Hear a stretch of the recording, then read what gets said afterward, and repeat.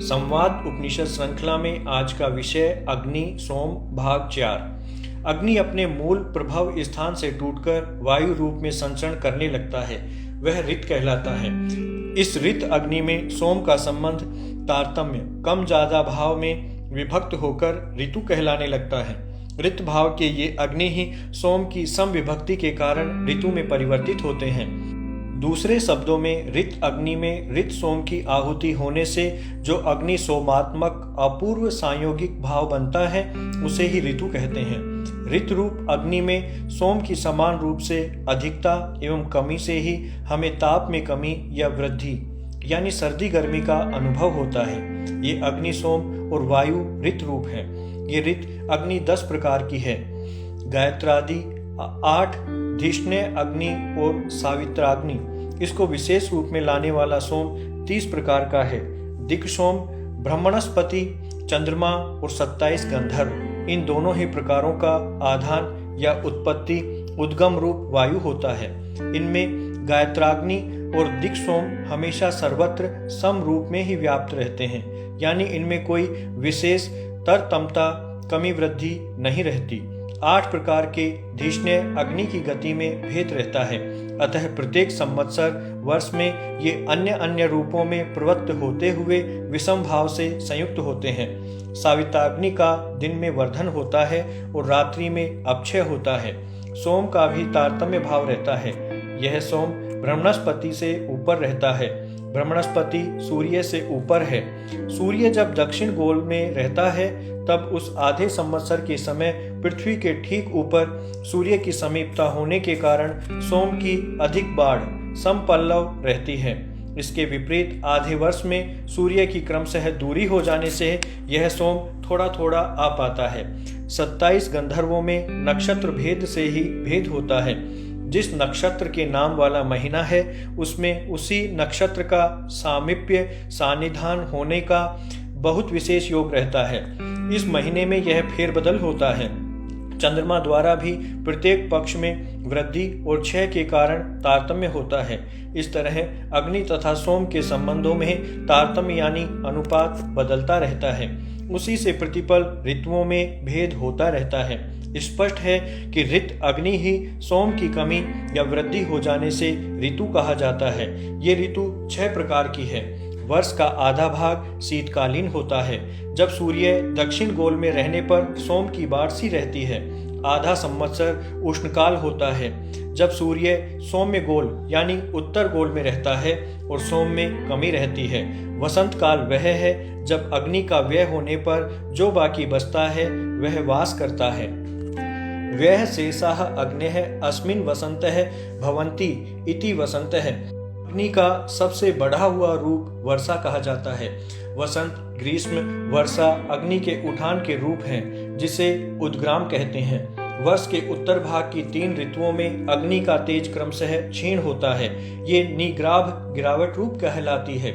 जब आय की अपेक्षा व्यय ज्यादा हो जाने के कारण अग्नि शीर्ण होने लगता है, उसे शरद ऋतु कहते हैं। जहाँ बाहर अग्नि की वायु में न्यूनता होती है वह हेमंत है। जिस समय अग्नि अत्यंत शीर्ण हो जाए उसे शिशिर कहते हैं। इस तरह वायु में सोम के कारण अग्नि की कभी वृद्धि होती है, कभी ह्रास होता है। विशेष रूप से देखने पर सब ऋतुओं में सभी ऋतुओं का अनुप्रवेश ज्ञात हो जाता है।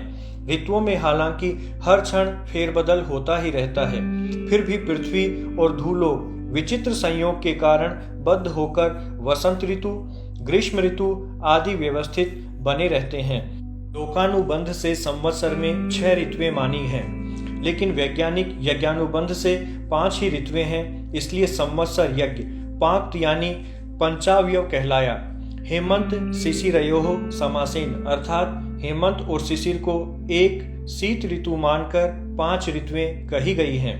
2-2 राशियों के विभाग में जब 6 ऋतुओं की बात करते हैं तब सूर्य के उत्तरायण काल में विषुवत रेखा के दोनों ओर 30-30 अंश तक वसंत रहता है, फिर 60 अंशों तक ग्रीष्म, तदंतर 60 अंशों तक वर्षा काल होता है। अगले 60-60 अंशों तक शरद, फिर हेमंत और फिर 60 अंश तक शिशिर होता है। सूर्य जब दक्षिणायन में प्रवेश करता है उस दिन से आरंभ कर 72 दिनों तक अभिलप्त उतार चढ़ाव क्रम में वर्षा, शरद, शीत, वसंत और ग्रीष्म, ये 5 ऋतुएं प्राकृतिक यज्ञ रूप में होती हैं। पंडित मोतीलाल शास्त्री लिखते हैं, प्रत्येक 72 दिन की ऋतु 16, 40, 16 के विभाजन से प्रातः सवन, माध्यम दिन सवन और साय सवन रूपी 3 यज्ञ प्रक्रियाओं से अपना भोग करती हैं। ऋतु की ये क्रमशः बाल्यावस्था, युवावस्था, वृद्धावस्था होती हैं। पंच ऋतु रूप के लिए राजस्थान में एक कहावत प्रसिद्ध है, पुण्यु पड़वा टाले तो दिन 72 गाले। मध्य की 40 दिन की युवावस्था लोक में चिल्ला कहलाती है। ऋतुओं के इस स्वरूप को पंडित मधुसूदन ओझा और स्पष्ट करते हैं। शिशिर काल में दिन के समय 10 घंटे साविताग्नि के जिन अंशों का आवपन मिलना होता है, उनका रात के 10 घंटों में उद्वाप निकलना हो जाता है। ऐसा होने पर शेष 4 घंटों में गायत्राग्नि का अंश भी शीर्ण हो जाता है। उसके आगे के 60 अंशों दिन द्वारा फिर वायु में साविताग्नि के अंश निवास करने लगते हैं, इसलिए यह काल वसंत का कहा जाता है। फिर आगे के 60 अंशों द्वारा वायु को अग्नि के चारों तरफ घेर कर और उससे समुत्पन्न सारे पदार्थों को भी भवितायत में ग्रास कर लेता है, उसे ग्रीष्म कहते हैं। यह काल अत्यंत दहनशील होता है। इससे आगे वे अग्नि के अंश अत्यंत उर्वरा हो जाते हैं। अत्यंत रूप में बढ़े हुए को वर्षियान या वर्षिष्ठ कहा जाता है।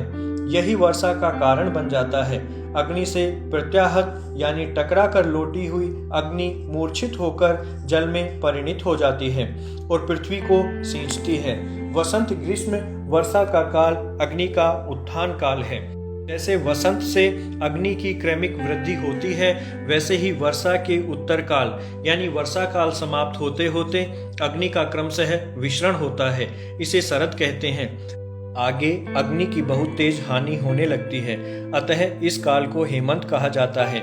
आगे बाकी बचे अग्नि अंश भी सर्वथा शीर्ण हो जाते हैं और सोम प्रधान अति शीतल वायु चलने लगती है। इसे शिशिर कहते हैं। इस तरह अग्नि की वृद्धि के साथ सोम का हास और अग्नि के हास के साथ सोम की वृद्धि रहती है। अग्नि की चरम विकासावस्था ही सोम में परिणत हो जाती है। सोम की चरम संकोचावस्था की ही अग्नि में परिणति होती है। अग्नि सोम के इस परिवर्तन से ऋतुओं का जन्म और संवत्सर यज्ञ की स्वरूप स्थिति बनती है। इसी को अग्नि सोमात्मकम जगत कहते हैं। हमारे सौरमंडल का केंद्र सूर्य है। भौतिक दृष्टि से इसका व्यास 8,64,000 मील है, जो पृथ्वी के व्यास से 100 गुना से भी ज्यादा है। पृथ्वी से सूर्य की दूरी 9,28,70,000 मील है। सूर्य एक माह में अपने अक्ष पर एक चक्कर लगाते हैं। पृथ्वी की तरह 8 अन्य ग्रह भी सूर्य के चक्कर लगाते हैं। चंद्रमा पृथ्वी का उपग्रह है, जो 4 लाख किलोमीटर दूर रहता है। यह पृथ्वी का 28 दिन में एक चक्कर लगाता है, अतः चांद्रमास 28 दिन का होता है। वेद सूर्य को जगत का आत्मा मानता है। 6 स्वरों पर आरूढ़ बीज के साथ 6 अंगों वाले लाल कमल पर स्थित 7 घोड़ों वाले रथ पर सवार हिरण्य वर्ण चतुर्भुज तथा चारों हाथों में क्रमशः 2 कमल, वर और अभय मुद्रा धारण किए कालचक्र के प्रणेता है श्री सूर्य नारायण।